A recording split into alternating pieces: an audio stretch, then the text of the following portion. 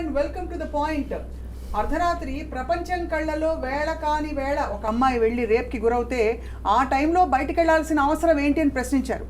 ఆ తర్వాత మరో సందర్భంలో స్వేచ్ఛతో నేను చూసుకుంటానంతా అని అలా బయటికి వెళ్ళి తిరిగి రాని అమ్మాయి గురించి మాట్లాడుకున్నప్పుడు ఆ టైంలో ఎందుకు బయటికి వెళ్ళింది, అసలు రోడ్డు మీదకి వెళ్లాల్సిన అవసరం ఏంటని సమాజం ప్రశ్నించింది. వీళ్ళందరూ మన మధ్య లేరు, చనిపోయారు.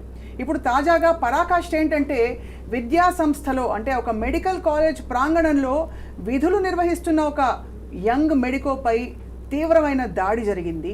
ఆమెపైనే కాదు, దేశంలో ఉండే యావత్ భారతదేశ వనితలందరిపై దాడి జరిగినట్టు మనం పరిగణించాలి. రేప్కి గురైంది, మరణించింది.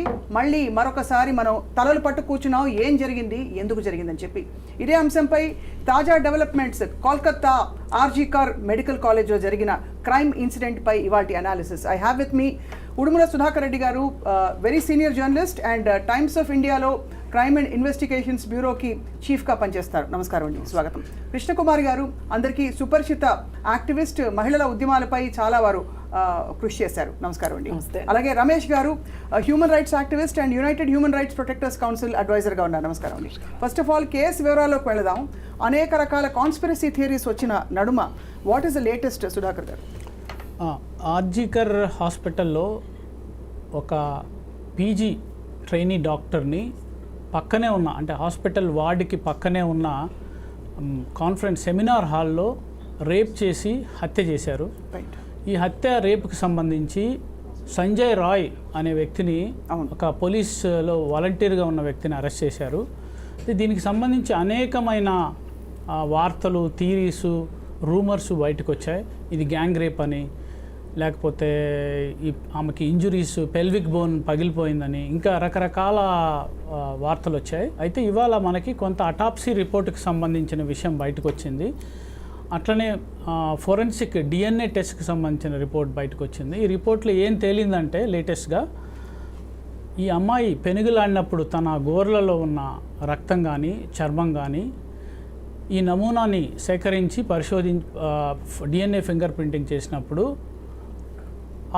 ఎవరైతే అక్యూజ్డ్ ఉన్నాడో, రేప్ అక్యూజ్డ్ ఉన్నాడో అతనికి టాలీ అయింది ఈ డిఎన్ఏ ఫింగర్ ప్రింటింగ్. దాంతో ఈ నేరానికి సంబంధించిన వ్యక్తి అతనే అన్నది సైంటిఫిక్గా రూఢీ అయింది. అయితే ఇందులో ఇప్పటివరకు మనకు వచ్చిన ఇన్ఫర్మేషన్లో మల్టిపుల్ పీపుల్ ఇన్వాల్వ్ అయినట్టు ఎక్కడ రాలేదు. సో బట్ స్టిల్ అది ప్రోబ్లో ఉంది. అది సిబిఐ ఇవాళ చేస్తున్నది ఏంటంటే ఈ ఆర్జీకర్ హాస్పిటల్కి సంబంధించిన మాజీ ప్రిన్సిపల్, అంటే సస్పెండ్ అయిన ట్రాన్స్ఫర్ అయిన ప్రిన్సిపల్ని క్వశ్చన్ చేస్తుంది, సందీప్ ఘోష్ అనే వ్యక్తిని. దీనికి సంబంధించి అతని మీద కొన్ని ఆరోపణలు వచ్చాయి, ఇతనికి సపోర్టివ్గా ఉన్నాడు అన్న ఉద్దేశంతో. సో అదే మాదిరిగా కొంతమందిని ఇంకా క్వశ్చన్ చేస్తున్నారు అక్కడ. బట్ వాట్ వీ సీ, ఇప్పటివరకు చూసిన దాని ప్రకారం ఒకే వ్యక్తి ఉండవచ్చు అన్నది మనకు వస్తున్న సమాచారం.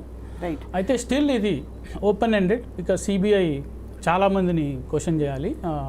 అంటే ఏదో మొన్న వచ్చిన అప్డేట్ ప్రకారం 150 ml of semen was found అని చెప్పి దానికి సంబంధించి కూడా చాలా వార్తలు వచ్చినాయి. బట్ అది అంటే ఇప్పటివరకు అఫీషియల్గా నిర్ధారణ కాలేదు. బట్ ఈ మామూలుగా రేప్ కేసెస్లో అపార్ట్ ఫ్రమ్ ఇప్పుడు ఇక్కడ ఏంటంటే ఈ అమ్మాయికి బాడీ అంతా ఇంజురీస్ ఉన్నాయి నెక్ మీద. ఎందుకంటే it is found to be death by smothering and strangulation. Strangulation అంటే గొంతు పిసికి చంపటం, మాన్యువల్ అని చేత్తోనే. అట్లా స్మాదరింగ్ అంటే ముక్కు మూసి మూతి మూసి గాలి ఆడకుండా చంపటం. దానివల్ల ఆమె కాలర్ బోన్ ఇంజురీ కూడా అయింది. ప్లస్ బాడీ అంతా ఇంజురీస్ ఉన్నాయి, ప్రైవేట్ పార్ట్స్లో ఇంజురీస్ ఉన్నాయి. కానీ ఈ స్పెర్మటోజోవాని ఇంతవరకు అంటే ఇతని సీమెన్కి సంబంధించిన స్పెర్మటోజోవాని డిఎన్ఏ ఫింగర్ ప్రింటింగ్లో టాలీ అయిందా లేదా అన్న విషయం ఇంకా తెలియలేదు. బట్ ఒకటి వాస్తవం ఏంటంటే అక్కడ రేప్ జరిగింది, మర్డర్ అయింది. అది ఒక హాస్పిటల్లో 36 గంటల షిఫ్ట్లో ఉన్న ఒక ఉమెన్ డాక్టర్ మీద భయంకరంగా ఒక సేఫ్టీ లేని ఎన్వైరన్మెంట్లో ఒక పరమ కిరాతకంగా జరిగిన విషయం. అందుకనే దేశవ్యాప్తంగా అవుట్రేజ్ వచ్చింది. ఈ అవుట్రేజ్కి అనుగుణంగా అక్కడ మీకు బెంగాల్లో అనేక పరిణామాలు జరుగుతున్నాయి. Right sir, one final question. అంటే కేసుకి సంబంధించి వివరాలు మీ దగ్గర ఉన్నాయి కాబట్టి సుధాకర్ గారు, అంటే ఇది ప్రీమెడిటేటెడ్గా ఏదైనా జరిగిన ఇన్సిడెంట్గా పరిగణిస్తున్నారా అట్ దిస్ పాయింట్ ఉన్న డీటెయిల్స్లో? లేదు మామూలుగా సర్వసాధారణంగా జరిగే రేప్స్ ఏవైతే మనం చూస్తుంటాం అనేక కేసెస్లో, ఆ కేసెస్లో ఉండే ట్రిగ్గర్స్ ఇందులో ఉన్నట్టు తెలుస్తుందా? Is there a pre motive to murder her? అంటే ఇక్కడ ఏంటంటే మనం ఇక్కడ కూర్చొని చెప్పలేము, చెప్పినా అది సాహసమే అవుతుంది. కాకపోతే మనం చూసిన దాని ప్రకారం, మనం అక్కడ ఉన్న రిపోర్టర్స్తో మాట్లాడింది కానీ చూసిన దాని ప్రకారం, but this fellow may be having knowledge. ఇక్కడ ఈ అమ్మాయి డ్యూటీలో ఉంది, ఈ పక్కన సెమినార్ హాల్లో ఉంది, ఎందుకంటే అక్కడ అతను రెగ్యులర్గా వచ్చే వ్యక్తి కాబట్టి ఆ మోటివ్తో చేసి ఉండొచ్చు. బట్ ఇప్పటివరకు ఆమె ఏదన్నా మనసులో పెట్టుకొని చేశాడా, వేరే కక్షలు ఉందా అని మనకు తెలియదు. అది ఉండకపోవచ్చు. ఎందుకంటే జనరల్గా రేప్కు motive the behaviour of man. అంతే. మనిషికి ఈ రేప్ కల్చర్ మన దేశంలో ఎక్కువ ఉండటానికి, లేకపోతే కొన్ని సౌత్ ఏషియా దేశాల్లో ఎక్కువ ఉండటానికి, ఎందుకంటే ఈ మగ మనిషిలో ఉండే వికృతమైన ఆలోచన వల్ల వచ్చే పరిణామం అది. సో దానికి విక్టిమ్ ఎలా ఉన్నారు, ఏ డ్రెస్ వేసుకున్నారు, విక్టిమ్ ఎలాంటి వయసు ఏంటి, విక్టిమ్ మైనరా అనేది ఆలోచించని ఒక భయంకరమైన మానసిక రోగం కాదు, ఆ పైత్యంతో చేసే మనిషి బిహేవియర్ వల్ల వచ్చింది. సో దానికి మనం దీంట్లో ఇంకా కక్ష ఉందా అని అనుకోవటం అది ఇమెటీరియల్. బికాజ్ మనం చూసాం కదా దిశ కేసులో కూడా she was waiting there and లారీలో ఎక్కించుకొని అట్లా చేశారు. So I think that's more of ఈ మేల్ కల్చర్ వల్ల వచ్చిన పరిణామం. మాటలు రావట్లేదు కృష్ణకుమారి గారు, ఎందుకంటే బహుశా ఇది మనకి దేశవ్యాప్తంగా బాగా సంచలనం సృష్టించిన ఒక దారుణమైన రేప్ అండ్ మర్డర్. ఇలాంటి కేసులు, మర్డర్ దాకా వెళ్ళని కేసులు, బట్ రేప్కి గురైన అమ్మాయిల సంఖ్య మీరు చెప్పండి. గత 2 వారాల్లో మన తెలంగాణ రాష్ట్రంలో ఎంతమంది ఉన్నారండి మీకు తెలిసి? 15 జరిగాయండి. ఈ 15లో స్త్రీలు ఉన్నారు, బాలికలు ఉన్నారు, ఉయ్యాల్లో పాప కూడా ఉంది. 15లో లాస్ట్ మంత్ 15 జరిగాయి. వీటిల్లో చేసిన వాళ్ళల్లో ఎక్కువ మంది 13 సంవత్సరాలు 16 సంవత్సరాలు మధ్యలో వాళ్ళు ఎక్కువ చేశారు. ఒక అతను 24 ఏళ్ళ అతను, ఒక అతను అయితే అసలు సొంత తండ్రే చేశాడు. కానీ వీళ్ళందరిలో ఉన్న కామన్ పాయింట్ ఏంటంటే వాళ్ళు పోర్ను చూస్తున్నారు, గంజాయి తీసుకుంటున్నారు. ఇది కామన్ క్వాలిటీస్ వాళ్ళకి. ఈ పరిస్థితుల్లో అసలు నాకు అనిపిస్తున్నది ఏంటంటే అండి, మన దేశంలో వేరే దేశాలతో కంపేర్ చేసుకుంటే మనకు అసలు ఇక్కడ ఆడవాళ్ళని నేను గౌరవించమని పూజించమని చెప్పను, కానీ సమానమైన కనీసం స్థాయి, అసలు ఈమె కూడా మనిషే, నా తల్లికే పుట్టింది, నాతో సమానం అని ఏ అన్న చెల్లెల గురించి అనుకోడు. నేను పెళ్లి చేసుకుంటున్నాను, నా భార్య నాతో సమానమైంది, నా భార్య అవసరమైతే నాకంటే ఎక్కువ కష్టపడుతుంది అనే ఉద్దేశం భర్తకు లేదు. ఒక తండ్రికి తన కూతురు మీద ఉన్న ప్రేమ తన భార్య మీద ఉండదు. ఈ పరిస్థితుల్లో ఎక్కడన్నా చూడండి, మొత్తంగా చూసుకుంటే అంటే స్త్రీలందరూ మహాదేవతలు, వాళ్ళ వల్ల ఏమి సమాజానికి నష్టం జరగట్లేదు, అన్యాయం లేదు అని నేను అన్నను. కానీ ఎంత చేసినా మళ్ళీ విక్టిమ్ వచ్చేసరికి మహిళే అవుతుంది. అలాగే ఈవేళ డబ్బులున్న వాళ్ళకి ఒక న్యాయం, డబ్బులు లేని వాళ్ళకి ఒక న్యాయం జరుగుతుంది. జైళ్ళల్లో చూడండి, ఎవరు ఉంటున్నారు జైళ్ళల్లో? డబ్బులు ఉన్న వాళ్ళు ఎవరు జైళ్ళల్లో ఉండట్లా. మహా ఉంటే ఎవరు ఉంటున్నారంటే ఆర్థిక నేరాల్లో ఉన్న వాళ్ళు జైల్లో ఉంటున్నారు తప్పితే అగ్రకులాల వాళ్ళు, డబ్బులు ఉన్నవాళ్ళు, మిగతా వాళ్ళంతా ఎస్సీలు, ఎస్టీలు, బీసీలే ఉంటున్నారు. అంటే న్యాయం కొనబడుతుంది, అమ్మబడుతుంది. ఇది ఒక భయం లేనితనం అయిపోతుంది. నేను ఇది తప్పు, నాకు తెలుసు తప్పని, చేసినా నేను బయటపడగలను అనే ధైర్యం కొంతమందికి. ఒక్కవేళ పోలీసులు పట్టుకుంటే పట్టుకున్నారు, పోయిందేంటి అని ఆలోచించేవాళ్ళు కొంతమంది. ఇతను బయటకు వచ్చిన తర్వాత సంజయ్ అనే వ్యక్తి అవును చేశాను, అరెస్ట్ చేసుకోండి అన్నట్టుగా మనకి తెలిసింది. అది ఎంతటి ఒక విధమైన అంటే నిర్లక్ష్యమా, లేకపోతే చేయడం అంటారా? నిర్లక్ష్యం అండి. ఎందుకంటే మన దేశంలో బ్రిజ్భూషణ్ లాంటి వాడు రక్షించబడిన తర్వాత, గుజరాత్లో బిల్కిస్ బానోకి సంబంధించిన ఎవరైతే జైల్లో ఉండి సత్ప్రవర్తన ద్వారా విడుదలై వచ్చిన తర్వాత వాళ్ళకి ఎవరైతే పూజలు దండలేసి స్వీట్లు తినిపించారో, పైగా తినిపిస్తూ వాళ్ళు అన్న ఒక మాట ఏంటంటే బ్రాహ్మలు ఎప్పుడు ఇలాంటి పనులు చెయ్యరు అని ఒక స్టేట్మెంట్ పాస్ చేశారు ఆ రోజు. చేస్తే ఈ చుట్టూ చూసే వాళ్ళకి ఏమనిపిస్తుంది చెప్పండి? ఓ చేశారు, చేసిన సంగతి వీళ్ళందరికీ కూడా తెలుసు, అదే చేసిన వాళ్ళు బయటకు వచ్చారు, నేను వస్తాను. ఈ ఎవరికైనా సరే 3 నెలల్లోనో 6 నెలల్లోనో సంవత్సరంలోనో ట్రయల్ అయిపోయి ఇతనికి శిక్ష పడింది అని ప్రపంచానికి చాటి చెప్పిన కేసు ఒకటి ఉందేమో చెప్పండి. అసలు లేదండి. నిర్భయలోనే అంత గగ్గోలు పెట్టి చట్టాలు కూడా తీసుకొచ్చిన కేసులోనే ఎంతకాలం పట్టింది, ఎన్ని పరిస్థితుల్లో అసలు అందరూ ఒక్కొక్క తల దిక్కుపోయారు. ఇప్పుడు నిర్భయ సంఘటనలో మనం ఒక చిన్న ఎగ్జాంపుల్ తీసుకుంటే, లాయర్ ఏం మాట్లాడాడండి కోర్టులో, ఈ అమ్మాయికి 9 అప్పుడు ఏంటి పని, అదే నా కూతురు కనుక అట్లా బాయ్ ఫ్రెండ్తో కలిసి సినిమాకి వెళ్ళుంటే నేను పెట్రోల్ పోసి తగలబెట్టేవాడిని అని ఒక లాయర్ మాట్లాడాడు. ఆ లాయర్ని శిక్షించినప్పుడు కామన్ మ్యాన్ ఇలా మాట్లాడక ఇంకెలా మాట్లాడతారు అండ్ ఇక్కడ అదే చెప్తున్నానండి. అసలు ఎక్కడ చేసినా ఏమి చేయకపోయినా ఆడదాని తప్పైపోతుంది బతికున్నందుకు. అంతే. చదువుకున్న వాడు కూడా ఇలా ఆలోచిస్తుంటే Right. చదువు లేని వాళ్ళు ఇలా కాక ఇంకెలా ఆలోచిస్తారు? తప్పకుండా. అయితే చెప్పండి sir, before we go to Ramesh garu, Sudhakar గారు. రేపిస్ట్లో మేడం చెప్పినట్టు కులానికో మతానికో ప్రాంతానికో సంబంధం ఆ ప్రొఫైలింగ్ మనం అసలు అది లేదు. కానీ ఒకటి వాస్తవంగా మేడం చెప్పారు కదా, ఇది చాలా తెలిసిన వాళ్ళు రేప్ అక్యూజ్డ్లో మోస్ట్ ఆఫ్ ది కేసెస్లో నోన్ పర్సన్స్ 90%, ఎక్సెప్ట్ మనం Disha case it's different case. Known persons, తండ్రో బ్రదరో కజినో మామనో లేకపోతే ఇంటి పక్కన ఉన్న నైబరో వాచ్మెన్నో లేకపోతే పక్కనుండే వ్యక్తులు, స్కూల్లో ప్రిన్సిపల్లో, ఇక్కడ జరిగింది కదా స్కూల్లో లేకపోతే పనిచేసే. సో నోన్ పర్సన్స్ ఎక్కువ ఉంటుంటారు. ఎందుకు జరుగుతుంది అంటే ఈ ప్రోటోకాల్స్, బికాస్ మనం సేఫ్టీని కాంప్రమైజ్ చేస్తున్నాం. ఉమెన్ అంటే safety, general safety of the women compromise అవుతుంది అన్ని చోట్ల. మనం ఉండే అపార్ట్మెంట్లో లేకపోతే స్కూల్స్లో, కాలేజెస్లో, హాస్పిటల్స్లో. ఇప్పుడు ఇతను ఎలా వెళ్ళాడు అన్నది పెద్ద ప్రశ్న కదా. How you could able to access అంటే అక్కడ సేఫ్టీ కాంప్రమైజ్ అవుతుంది. సో అదొక ఆస్పెక్ట్. సో అది కాకుండా మేడం చెప్పినట్టు ఈ ఫోన్ వల్ల విచ్చలవిడిగా ఫోన్ అవైలబుల్ ఉండటం వల్ల కొంత ఇంపాక్ట్ బాయ్స్ మీద పడుతుంది. సో దానివల్ల it is leading to such kind of incidents అనేది మనం చూస్తున్నాం. అవును. సో అయితే ఇది మనం ఫోన్ ఆపాలా లేదా అనేది ఒక పెద్ద డిస్కషన్. అవును.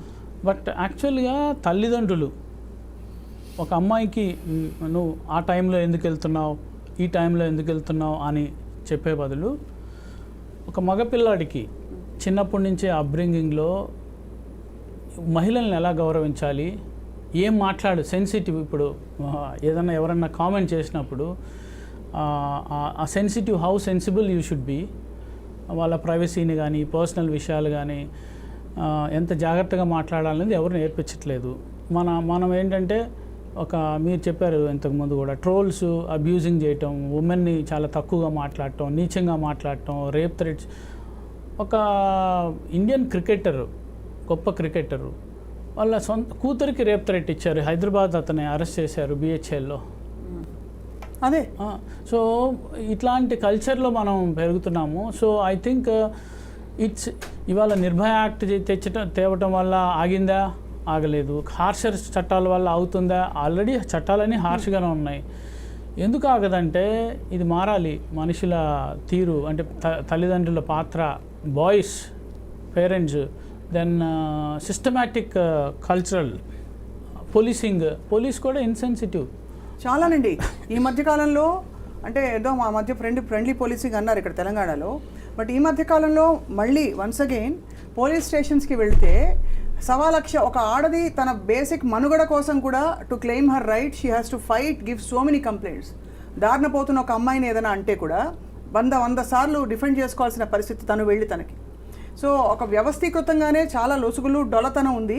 ఇళ్లలో మీరు చెప్పారు సుధాకర్ గారు, అసలు మీరు అన్నట్టు, కృష్ణకుమార్ గారు అన్నట్టు, కూతుర్ని ఒకలా ట్రీట్ చేస్తారు, భార్యని ఇంకా హేళనగా తీసిపడేసి ఒక పని మనిషి కంటే కొంచెం ఒక 2 మెట్లు ఎక్కువ ట్రీట్ చేసే ఎన్ని కొంపలు చూస్తున్నాండి మనం, అనకూడదు కానీ. అందుకే మగపిల్లలు అలాగే తయారవుతారు. సో అంటే ఫ్రాంక్లీ ఈ రేపు సంజయ్ రాయ్ లాంటి వ్యక్తులు, రమేష్ గారు, వాళ్ళు ఎక్కడో వేరే గ్రహం నుంచి ఊడిపడలేదు. మన సమాజం మధ్య వాళ్ళకి తల్లి చెల్లి, బహుశా ఇంట్లో ఆడవాళ్ళు ఉండే ఇంట్లో పెరిగిన వాళ్ళే. మీరు చెప్పండి సార్, ఎందుకు ఇన్ని చట్టాలు వచ్చినా why is it that we are seeing repeated offences like this, crimes like this? Madam, మీరు ఇప్పుడు చట్టాల గురించి చెప్తే మీరు నేను ఒక అగ్రిమెంట్ తీసుకున్నాం అనుకోండి, 100 పేజీలు రాసినా దాన్ని ఉల్లంఘించవచ్చు. అది మనకి ఏంటంటే ఎథికల్ వాల్యూస్ ఉండాలి, మోరల్ వాల్యూస్ ఉండాలి. ఇప్పుడు ఇద్దరు ఫ్రెండ్స్ ఉంటారు, ఏదో బిజినెస్ స్టార్ట్ చేశారు అనుకోండి, ఒకరి మీద ఒకరు నమ్మకం అన్నది ఇంపార్టెంట్. 1000 పేజీల అగ్రిమెంట్ రాసుకున్నా దే కెన్ బ్రేక్ ఇట్. అదేవిధంగా మన చట్టాలు లొసుకులు ఎతుకుతూనే ఉంటారనమాట. ఇంకోటి ఏంటంటే main reason what I feel is, ఇప్పుడు ఈ ఫోన్ చూడండి, ఇది చాలా డేంజరస్. దీంట్లో ఏమవుతుందంటే ప్రతి స్టూడెంట్కి అవైలబుల్ ఉంది, ఇది ప్రతి పిల్లవాడికి అవైలబుల్ ఉంది. అండ్ దీంట్లో if you see 80% is porn, 80% porn. దాని గురించి ఏమవుతుందంటే స్టూడెంట్ ఖాళీగా ఉంటాడు, ఓపెన్ చేస్తాడు, చూస్తాడు. కానీ మీరు అనేది రైటే సార్, ఇది కానీ ఇవాళ రోజున మనకి ఎలక్ట్రానిక్ ఈ క్లాస్ రూమ్స్ వచ్చేసి రకరకాల ఆన్లైన్ లెర్నింగ్ ఇవన్నీ వచ్చేసిన తర్వాత, కోవిడ్ తర్వాత ఇది ఒక ఇన్ఎవిటబుల్ ఆప్షన్ అయిపోయింది. మనం ప్రాక్టికల్ గా కూడా ఆలోచించాలి కదా Ramesh garu. We can't move away from technology. టెక్నాలజీని బ్లేమ్ చేసి మనం ఎలా? టెక్నాలజీ కాదు మేడం, ఇక నేను చెప్పేది ఏంటంటే ఇప్పుడు మీరు పాన్ సైట్ వరకు బ్యాన్ చేయొచ్చు కదా, that can be done. Right, it should not be accessible. మనం టెక్నాలజీ పెరిగిపోయింది అని అంటా ఉన్నాం అనుకోండి, there will be so many things coming out. But అమలులో మీరు అన్నట్టు రైటే, అమలులో ఎక్కడో ఇప్పుడు డ్రగ్స్ ఆర్ బ్యాండ్ అందరికి జగమెరిగిన సత్యం. ఎక్కడి నుంచి వస్తున్నాయి, పుట్టుకొస్తున్నాయి రేవ్ పార్టీలు, డ్రగ్స్. మరి అంటే ఏదైనా బ్యాన్ చేసినా దాని వ్యవస్థని చొచ్చుకెళ్ళిపోయి కావాల్సింది తెచ్చుకునే అంత ఒక క్రిమినల్ ఇది బయటకు వచ్చేసిందండి యువతలో కావచ్చు. దాని అర్థం ఏంటి మేడం, మన మోరల్ వాల్యూస్ పోయినట్టే కదా. Let it be politicians, let it be parents. పిల్లల్ని వదిలేస్తున్నారు పిల్లలు, ఎందుకంటే they both want to do job, they both want to earn money. దాని గురించి పిల్లల్ని వదిలేస్తున్నారు, వాళ్ళు ఖాళీగా ఉంటారు. What they will do? ఇట్లాగేంటంటే అంటే మనం ఏంటంటే ఇక్కడ ఐ సీన్ ఇట్లా ఎన్నో కేసెస్ వస్తాయి, మనం 4 రోజులు మాట్లాడుకుంటాం, తర్వాత క్లోజ్ అయిపోతుంది. It is better we find a solution. Exact solution ఏంటి అన్నది మనం కనుక్కోవాలి. So the easiest first thing that comes to everybody's mind, Sudhakar గారు, ఇస్ డ్రాగ్ చేయడం వల్ల ఈ కేసులు 100 సార్లు దీని గురించి మాట్లాడుకుంటారు, మీడియా ప్రొజెక్షన్స్ ఉంటాయి తప్ప, అంటే ఇది తప్పు, దీనికి శిక్ష పడుతుంది ఈ దేశంలో, ఇట్ ఈస్ నాట్ స్పేర్డ్ అనే ఒక మెసేజ్ ఇంతవరకు. దాని ప్రాబ్లం ఏంటంటే first we should blame policing అండి. పోలీస్ వ్యవస్థలో ఒక్కొక్క పోలీస్ అధికారికి, ఒక్కొక్క పోలీస్ స్టేషన్కి కేసెస్ బర్డెన్ ఉంది. వాళ్ళ మీద ఉన్న కేసెస్ బర్డెన్తో ఉన్న కేసుల్ని డీల్ చేయలేరు. ఒక రేప్ కేసు వచ్చింది, వాడికి ఆల్రెడీ 100 కేసులు ఉంటాయి, సరిగ్గా ఇన్వెస్టిగేట్ చేయడు, సరిగ్గా ఎవిడెన్స్ కలెక్ట్ చేయడు. నేను ఇందాక చెప్పినట్టు డిఎన్ఏ ఫింగర్ ప్రింటింగు, అన్ని కేసుల్లో డిఎన్ఏ ఫింగర్ ప్రింటింగ్ చేస్తే కంక్లూజివ్ ఎవిడెన్స్ వస్తుంది. అంటే ఆ శాంపుల్స్ తీసుకొని దాన్ని అక్యూజ్డ్తో కన్ఫర్మ్ చేసుకుంటే వస్తుంది. కానీ చాలా కేసుల్లో ఎందుకంటే ఎఫ్ఎస్ఎల్లో కేసులు బర్డెను, ఎఫ్ఎస్ఎల్కి వెళ్తే కేసు, ఒక రేప్ కేసు వెళ్తే 1 year 2 years రిపోర్ట్ ఇవ్వడానికి, ఆడు పెండింగ్ ఎఫ్ఎస్ఎల్ రిపోర్ట్ అని పెడుతుంటాడు పోలీసు. ఎఫ్ఎస్ఎల్ రిపోర్ట్ ఎప్పుడు వస్తే మా దగ్గర ఓన్లీ 2 ఉన్నారు డిఎన్ఏ ఎక్స్పర్ట్స్, ఇన్ని కేసులు పెండింగ్ ఉన్నాయి. ఇప్పుడు 1000 రేప్ కేసులు అయితే అందులో 100 కూడా డిఎన్ఏ అవ్వవు. సో సైంటిఫిక్ ఎవిడెన్స్ లేదు.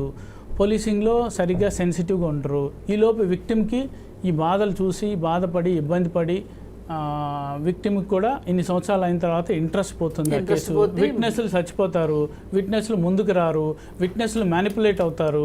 ఆ కేసు బట్టి డబ్బున్న వాడైతే అక్యూజ్డ్ వాడు ఎక్కువ మ్యానిపులేట్ చేస్తాడు. సో దీంతో మీకు చూస్తే కన్విక్షన్ రేటు 10 years క్రితము ఇట్ వాస్ 21%.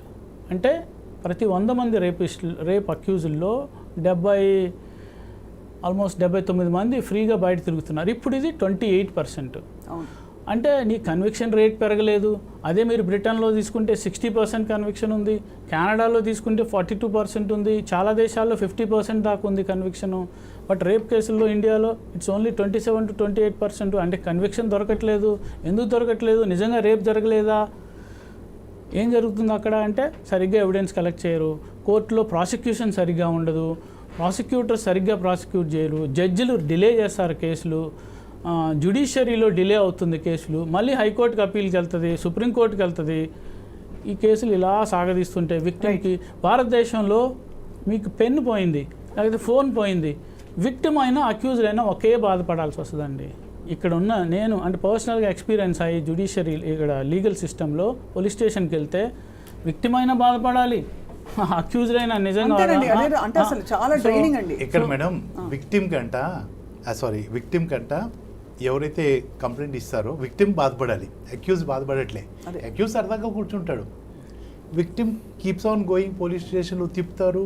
ఇంకోటి ఏంటంటే నేను చెప్పదలుచుకుని మనం ఒక కేసు గురించి మాట్లాడతాం. What I want to talk is, నాకేంటంటే దీనికి సొల్యూషన్ ఎలా తేవాలన్నది. ఇప్పుడు సార్ ఏమన్నారంటే పోలీస్ సిస్టమ్ బ్లేమ్ చేస్తున్నారు, వాళ్ళ బర్డన్స్ వాళ్ళ ప్రెషర్స్ వాళ్ళకే ఉన్నాయి. ఇక్కడ ఏంటంటే వాట్ ఐ ఫీల్ ఈస్ మన పేరెంటింగ్ సిస్టంలో చేంజ్ రావాలి.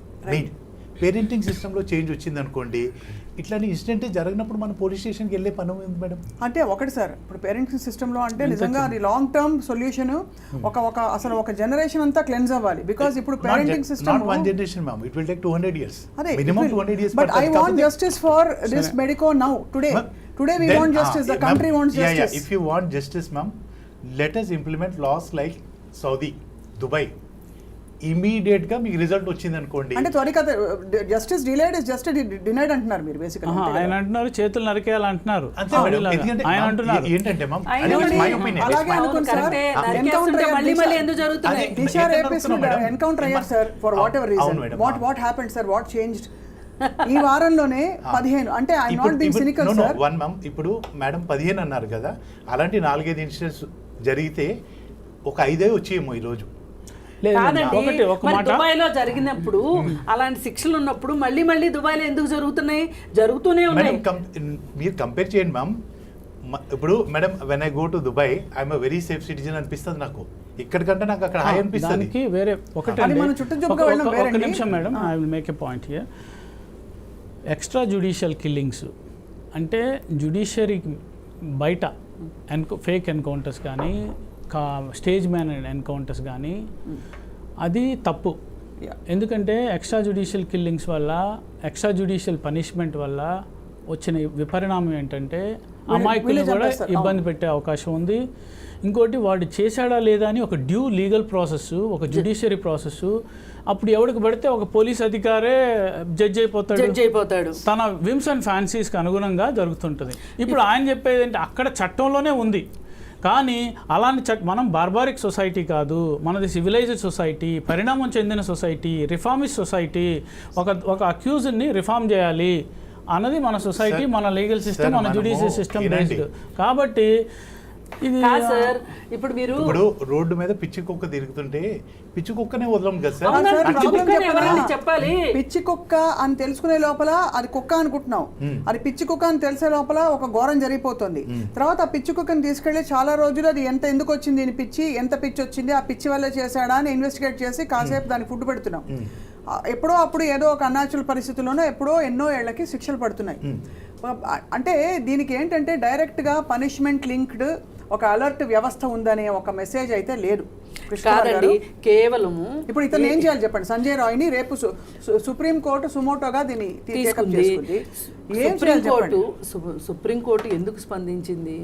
ఇవాళ ఆగ్రహం ఎక్కువైపోయింది సమాజంలో కాబట్టి కొంచెం కంటి నీళ్లు తొడవటం కోసం తీసుకుంది తప్పితే అసలు సుప్రీంకోర్టులోనే బోల్డ్ కేసులు ఉన్నాయి. ఎక్కడో దాకా ఎందుకండి, ఈ కేసును చూడండి, మన సినిమా యాక్టర్ ప్రత్యూష కేసు ఇప్పుడు సుప్రీంకోర్టులో ఉంది.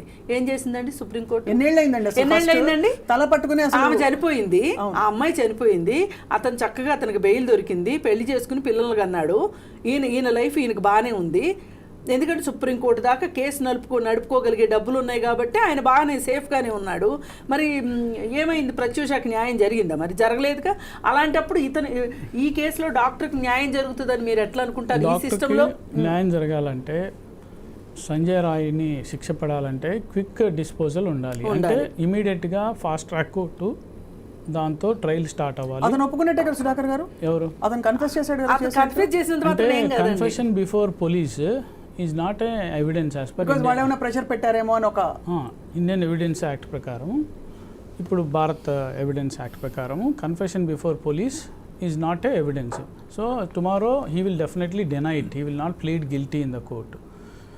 So then when he doesn't plead guilty then trial will start. ఈ ట్రయల్లో వీళ్ళు ప్రాపర్గా ఎవిడెన్స్ పెట్టాలి. సిబిఐ కాబట్టి కొంచెం ప్రాసెస్ ఉంటుంది. I think they will file charge sheet as early as possible. Trial కూడా ఫాస్ట్ ట్రాక్ కోర్టు ఏర్పాటు చేసి హైకోర్టు సుప్రీంకోర్టు పర్యవేక్షణలో జరుగుతుంది. ట్రయలు జరిగి తొందరగా శిక్ష పడేలాగా చేస్తే ఒక 6 నెలల్లో 3 నెలల్లో ట్రయల్ అయిపోతే, ఫారెన్లో లాగా 3 నెలలు శిక్ష పడితే అతనికి కఠినమైన శిక్ష. For example if it's because it's rarest of the rare case, whether it is life or death or whatever. So gang rape అయితే డెత్ ఉంది. So I think he should be tried quickly and punishment should be implemented quickly. And what kind of punishment are we talking? అంటే ఇప్పుడు ఎలా అయిపోయిందంటే, ఎందుకు అడుగుతున్నాను సుధాకర్ గారు అంటే, బికాజ్ ఇప్పుడు ఈ మధ్య కాలంలో ఈ చాలా హై అటెన్షన్ ఉండే రేప్ కేసెస్లో ఆటోమేటిక్గా వాళ్ళని చంపడం కూడా జరిగిపోతుంది. అవును, ఇది మర్డర్ కేసు కాబట్టి he can be hanged. I mean it's a capital punishment ఇవ్వచ్చు. ఎందుకంటే rarest of the rare case, rape చేసి గాయపరిచి ఒక విధుల్లో ఉన్న ఒక డాక్టర్ని చంపేయటం, ఘోరంగా చంపేయడం కాబట్టి it can be rarest of the rare case. It is a murder case involved. So that fellow if there is enough ample evidence, వీళ్ళు యాంపుల్ ఎవిడెన్స్ పెట్టగలిగితే కోర్టులో, అతన్ని he can be punished for capital punishment. అంటే ఉరి శిక్ష, లేదా అంటే ఇండియాలో ఉంది hanging ద్వారానే కాబట్టి he can be hanged to death if there is an ample evidence, if there is a proper legal process. మనం ఇక్కడ స్టూడియోలో కూర్చొని వీని ఉరేయాలి అంటే అది ఒక తండ్రిగా, ఇప్పుడు ఒక జర్నలిస్ట్గా మనం అలా మాట్లాడటానికి లేదు. బట్ ఒక ఆడపిల్ల తండ్రిగా, ఒక victim, obviously there will be such kind of reactions, but as a journalist we should always talk about legal process. Sure sir, తప్పకుండా. అయితే ఇది చెప్పండి కృష్ణకుమార్ గారు, గత కొన్ని అనేక ఇన్సిడెంట్లలో చాలా కిరాతకంగా వాళ్ళని చంపడం కూడా జరుగుతుంది. అది ఆ డెవలప్మెంట్ అసలు ఎందుకు ఇలా జరుగుతుంది ఈ మధ్యకాలంలో? బహుశా కృష్ణకుమార్ గారు, మీరు దెన్ సుధాకర్ గారు, దెన్ ఒకటండి, జస్టిస్ వర్మ కమిషన్ ఉంది మనకి. ఇది నిర్భయ చట్టం రూపొందించిన ఆయన్ని మీరు అసలు మన సమాజంలో ఇవి ఆగాలి అంటే ఏం చెయ్యాలి అని కొన్ని రికమెండేషన్స్ అడిగితే ఆయన చెప్పారు. ఆయన అనేది ఏంటి అంటే, ఇప్పుడు ఉరి తీయండి అని అనడం చాలా సింపుల్, ఉరి తీయడం కూడా చాలా సింపుల్. ఈ ఉరి తీస్తారు అంటే ఇది నిరూపణ అయ్యి, అంటే ఆ విక్టిమ్ బతికుండి ఆమె చెప్పింది అనుకోండి, చెప్తే అప్పుడు అతనికి ఉరిశిక్ష పడుతుంది. కాబట్టి ఇదివరకు రేప్ చేసి ఊరుకునేవాళ్ళు, ఇప్పుడు చంపుతున్నారు. అందుకని మనం అసలు ఈ డిమాండ్ పెట్టడం వల్ల అసలు ఇప్పుడు రేప్ జరిగినంత మాత్రం చనిపోవాలా చెప్పండి? చనిపోవక్కర్లేదు కదా, ఆమెకు బతికే హక్కు లేదా? ఆమె బతకాలి ప్లస్ ఆ రేప్ జరగడం అనేది ఆమె తప్పు కాదు. తప్పు చేసిన వాళ్ళు బాగానే ఉండి ఆమె ఎందుకు న్యూనతతో ఉండాలి? అంటే కొంత బ్యాగేజ్ ఉంటుంది. మనం చెప్పినంత ఈజీగా అది బ్యాగేజ్ ఉండడం వేరు, స్టిగ్మా ఉంటుంది ఆమెకి.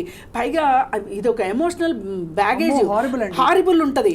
మరి అయితే ఇలాంటి పరిస్థితుల్లో ఆయన చెప్పింది ఏంటి అంటే, అసలు ముందుగా మనము శిక్షల గురించి ఆలోచించే కంటే కూడా మనం సమాజంలో ఏం ఆలోచించాలి అంటే, ఒక అవగాహన తీసుకొచ్చే విధంగా పిల్లల్ని చిన్నప్పటి నుంచినే, వీళ్ళకి మన దేశంలో ఇలా జరగడానికి ఎక్కువ కారణం జెండర్ డిస్పారిటీ, జెండర్ ఇన్ఈక్వాలిటీస్. ఈ జెండర్ ఇది అసలు బ్యాలెన్సే లేదు మన దగ్గర. ఈ జెండర్ బ్యాలెన్స్లో మన కంట్రీ ఎక్కడుందంటే 181వ స్థానంలో ఉంది. ఈ స్థానంలో ఉండడం వల్ల ప్రతివాడు ఏం ఆలోచిస్తున్నాడు, ఒక మగపిల్లాడు ఏం ఆలోచిస్తున్నాడు, చెల్లి పుట్టింది అంటే వెళ్ళిపోతుంది పెళ్లి చేసుకుని, నాతో సమానం కాదు, ఈ ఇంట్లో ఉండదు అనేది ఒకటి. నాతో పాటు తల్లిదండ్రులు కూడా ఆడపిల్లనేమో ఇప్పుడు కొన్ని కుటుంబాల్లో మారింది, కానీ ఈ రోజుకి స్టిల్ ఉన్నదండి, ఆడపిల్లల్ని మంచి స్కూల్కి పంపటం ఉండదు, వాళ్ళ మీద ఖర్చు పెట్టడం వేస్ట్. ఇలా అంటే చిన్నప్పటి నుంచినే ఆడపిల్లని ఇంకొక రకంగా చూడడం అలవాటు చేసేసి, ఆడపిల్ల ఉంటే ఒక ఆట వస్తువు, లేదంటే ఒక గ్లోరిఫైడ్ పనికొచ్చే ఒక మనిషిగా చూసుకుంటున్నాం. ఇలా గౌరవం లేదు. ఇప్పుడు ఇలా తల్లిదండ్రులు పెంచడం వల్ల ఈ చూసే అన్నో తమ్ముడో ఇతను కూడా రేపు వచ్చిన భార్యని ఎలా చూస్తాడు, అలాగే తను ఆఫీస్కి వెళ్ళిన తర్వాత పక్కన పనిచేసే కొలీగ్ని ఎలా చూస్తాడు, ఇవన్నీ ఇన్నున్నాయండి. ఇదేదో ఒక్క సందర్భంగా ఒక్క విషయంగా జరుగుతున్నది కాదు, ఇది చాలా పెద్ద భావజాలం. ఇది ఇలా జరగడానికి కారణం ఈ సినిమాలు, ఇంకాస్త మరి కారణం. అవును, సినిమాలు మరి కాస్త కారణం. పైగా ఇంకొకటి అండి, ఇవాళ ఈ ఫోన్ వచ్చిన తర్వాత రీల్స్ ఎట్లుంటున్నాయి, సంబంధం ఉన్నోళ్ళు సంబంధం లేనోళ్ళు ఎంత అశ్లీలంగా రీల్స్ చేస్తున్నారు. వీళ్ళు ఫ్యామిలీ పీపుల్ అనుకునే వాళ్ళు కూడా చాలా అశ్లీలంగా చేస్తున్నారు. దీనివల్ల ఏమవుతుందంటే అసలు మనకు ఒక కల్చర్ అనేది లేకుండా అయిపోతుంది. ఒక డీసెంట్ కల్చర్ని మనం మర్చిపోయి చాలా రోజులు అయింది అనిపిస్తుంది. మరి ఈ పరిస్థితుల్లో అసలు ఉమెన్కి గౌరవం ఎక్కడి నుంచి వస్తుంది? గౌరవం మాట మీరు అన్నట్టు పక్కన పెట్టండి. అసలు బతకడానికి స్వేచ్ఛగా తను వెళ్ళి ఇప్పుడు ఎవరి గురించి మాట్లాడే వాళ్ళ ఒక మెడికో పీజీ చేస్తున్న ఒక మెడికో తను తన విధుల్లో భాగంగా సెమినార్ హాల్కి వెళ్ళడం సర్వసాధారణమైన ఒక పరిణామం కాదండి. అక్కడ ఇంకోటి కూడా ఆలోచించాలి. తను క్లబ్కైనా వెళ్ళొచ్చండి, ఎక్కడికైనా వెళ్ళొచ్చు, but who has the right? పైగా ఇంకొంతసేపు నిద్రపోవటానికి వెళ్ళింది ఆవిడ, అక్కడ జరిగింది సెమినార్ హాల్లో. బట్ ఇది ఓవరాల్గా మీరు అన్నట్లు there is a stigma in the society. Rape విక్టిమ్కి స్టిగ్మా, డైవర్స్కి స్టిగ్మా. ఇండియాలో చాలా స్టిగ్మా ఉంది ఉమెన్ పట్ల. ఈ స్టిగ్మా వల్లనే ఒక ఈ ఇష్యూని డెమనైజ్ చేసి మేడం అన్నట్టు చనిపోవాల్సిన అవసరం లేదు. వీడు ఎందుకు చంపి ఉంటాడంటే బహుశా because he doesn't want a witness, living witness. Because living witness చాలా ఇబ్బంది అవుతుంది అతనికి. సో అందుకనే he resorted to that killing. బహుశా ఈ జనరల్గా వస్తున్న డిమాండ్స్ తెలియక ఉరిశిక్ష చేయాలి, కాల్చి చంపాలి, సజ్జనార్ మోడల్ అమలు చేయాలి, ఇలాంటి డిమాండ్స్ వల్ల బహుశా ఈ రేపిస్టులు కూడా అరే బతికితే నాకు శిక్ష పడుతుందేమో అన్న. బట్ ఆ భయం ఎలా రావాలంటే అరే లీగల్ ప్రాసెస్లో నాకు శిక్ష పడుతుంది అనే భయం రావాలి. ఆ భయం వస్తే అప్పుడు it will be more deterrent. It is very hard to imagine the psychology అండి ఆఫ్ ద రేపిస్ట్. నిజంగా ఇది చాలాసార్లు గతంలో అనేక మంది చెప్పారు. వాళ్ళ సైకాలజీ ఏమిటి, ఆ క్షణంలో వాళ్ళని ప్రేరేపితం చేసిన అంశం ఏమిటి అంటే భయం భక్తి ఏమీ లేకుండా అంత కిరాతకంగా వాళ్ళు మారిపోవడానికి కాళ్ళు చేతులు విరిచేయడము, ఒక మనిషిని కొట్టడము, బలవంతం చేయడం అసలు ఎలా వస్తుంది వాళ్ళకి? అంటే how does one even imagine it? అది కూడా మన మధ్య బ్రతుకుతున్న ఒక మనిషి. అంటే వాళ్ళకి భయం లేదు కదా మేడం. మెయిన్ ఇప్పుడు మీరు అన్నారు చూడండి ఇందాక, ఇమీడియట్ రిజల్ట్ వస్తే తర్వాత 10 మంది భయపడతారు. అవును, ఇక్కడ ఇమీడియట్ రిజల్ట్ రావట్లేదు. ఇప్పుడు మీరే చెప్పారు, ఇప్పుడు దిశ కేసు ప్రత్యూష కేసు ఇప్పుడు సుప్రీంకోర్టులో, అది ఎప్పుడూ నా చిన్నప్పుడు జరిగింది, ఇప్పుడు కూడా సుప్రీంకోర్టులో జరుగుతుందంటే the person accused is happy.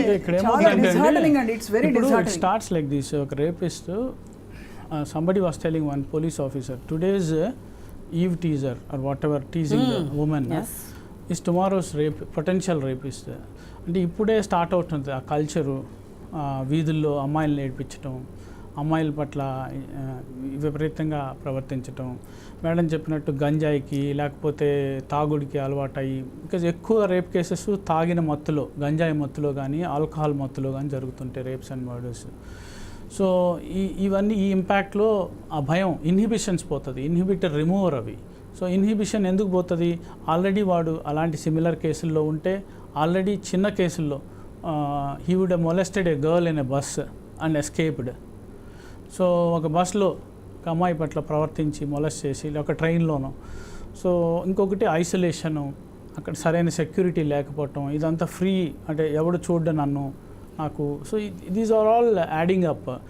And why చిన్నపిల్లల మీద ఇప్పుడు చాలా గుడ్ అబ్జర్వేషన్, చిన్నపిల్లల మీద ఎక్కువ అవుతుంది, మైనర్స్ మీద. ఊయల్లో పడుకున్న పాపను కూడా వదలట్లేదు. సో ఎందుకు అవుతుందంటే వాళ్ళు చెప్పలేరు, బయటికి మాట్లాడలేరు, easy target, easy pray. So somebody was telling, ఉమెన్కి నువ్వు సెల్ఫ్ డిఫెన్స్ నేర్చుకో, నువ్వు పెప్పర్ స్ప్రే పెట్టుకో. ఎస్, సెల్ఫ్ డిఫెన్స్ నేర్చుకోవాలి, పెప్పర్ స్ప్రే అందరూ పెట్టుకోవాలి, but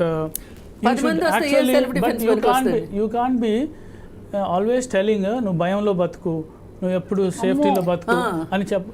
instead you tell the boy how to behave with a women, instead you tell the boy how to behave with a girl. That's what lacking, that's what. అది చాలా important. అంటే నువ్వు నీ అబ్బాయిలకు చెప్పట్లా. అదే ఇప్పుడు నేను ఈ మధ్య లావణ్య రాజ్ తరుణ్ ఇష్యూలో నేను ఒక ఛానల్లో ఒక మాట మాట్లాడాను. ఏంటంటే ఇప్పుడు అందరూ లావణ్యనే టార్గెట్ చేయడం కాదు, మాట్లాడడం కాదు. లావణ్య ఒకటే ఈ పని చేయగలిగిన, డ్రగ్స్ అమ్మినా లేకపోతే ఇంకోటి చేసినా ఒకటే చేయలేదు. ఈమెకి సహకరించిన వాళ్ళు, ఈమెతో పాటు పాలు పంచుకున్న వాళ్ళు చాలామంది ఉన్నారు. రాజ్ తరుణ్కు కూడా దీనిలో వాటా ఉంది. ఎందుకు రాజ్ తరుణ్ ఇంట్లో లావణ్య ఉంది అని చెప్పి నేను క్వశ్చన్ వేసినందుకు కింద నాకు కామెంట్ ఏంటి అంటే, నేను చూస్తుంటా అసలు జనాలు ఎట్లా అబ్జర్వ్ చేస్తున్నారు, మనం మాట్లాడిని ఎలా తీసుకుంటున్నారు అని. లావణ్య లాంటి కోడలు నీకుంటే తెలిసేది అని మాట్లాడారు. కరెక్టే, లావణ్య లాంటి కోడల్ని ఎవరు కోరుకోరు, బుద్ధి జ్ఞానం ఉన్నవాళ్ళు ఎవరు కోరుకోరు, కాదనట్లా. కానీ రాజ్ తరుణ్ లాంటి కొడుకును కోరుకుంటారా, మస్తాన్ సాయి లాంటి కొడుకును కోరుకుంటారా? ఎవరిని కోరుకోకూడదు కదా. మరి అలాంటప్పుడు కొడుకులు అయితే ఏ తప్పు చేసినా కోరుకోవచ్చు, కోడళ్ళని కూతుర్ని మట్టు కోరుకోకూడదు. అంటే ఈ జెండర్ బయాస్ ఉంది చూసారా. కానీ దురదృష్టం ఏంటంటేనండి, మీరు అన్న పాయింట్ అర్థమైంది మ్యామ్. కానీ సంజయ్ రాయ్ వాళ్ళ అమ్మ కూడా సంజయ్ రాయ్ లాంటి రేపిస్ట్ మర్డరర్ కొడుకు కావాలని కోరుకుని ఉండదు. ఎలా మారాడు కాలక్రమంలో, అంత వాడు తలెత్తుకుని ఈ రోజు తలెగరేసి అవును చేశాను పో, ఏం చేసుకుంటావు చేసుకో. కాదండి, నేను అనేది ఏంటంటే సంజయ్ రాయ్ లాంటి కొడుకు ఉండాలి అని ఏ తల్లి అనుకోదు. కానీ సంజయ్ రాయ్ తప్పు చేశాడు అన్నప్పుడు ఆ తల్లి స్పందన ఎలా ఉండాలి అంటే, నా కొడుకైనా పర్వాలేదు, ఇంకొకరి కొడుకైనా పర్వాలేదు, తప్పు చేస్తే శిక్షించండి అనేటట్లు ఉండాలి.